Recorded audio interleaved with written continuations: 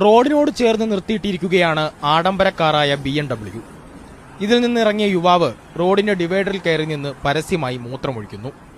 ഈ സമയം കയ്യിൽ മദ്യക്കുപ്പിയുമായി കാറിൽ മറ്റൊരു യുവാവിനെയും കാണാം. റോഡിന്റെ ഡിവൈഡറിൽ കയറി നിന്ന് പരസ്യമായി ആ ശങ്ക മാറ്റിയ യുവാവ് തിരിച്ച് ആഡംബര കാറിൽ കയറി പാഞ്ഞു പോകുന്നു. ഈ വീഡിയോ സമൂഹമാധ്യമങ്ങളിൽ വൈറലായതോടെ യുവാക്കളുടെ പെരുമാറ്റത്തിനെതിരെ വൻ രോഷമാണ് ഉയർന്നത്. പിന്നാലെ പോലീസ് കേസെടുത്തു. ഇതോടെ പൂനെ സ്വദേശിയായ ഗൗരവ് അഹൂജ മാപ്പുമായി രംഗത്തെത്തി. I, Gaurav Ahuja, living in Pune.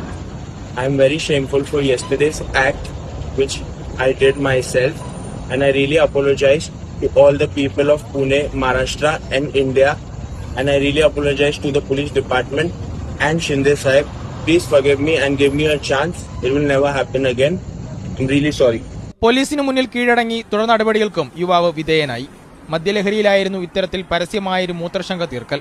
പരസ്യമായ ഇത്തരം ശങ്കമാറ്റൽ ഈ രാജ്യത്ത് പുതുമയല്ലെങ്കിലും റോഡിന്റെ നടുക്ക്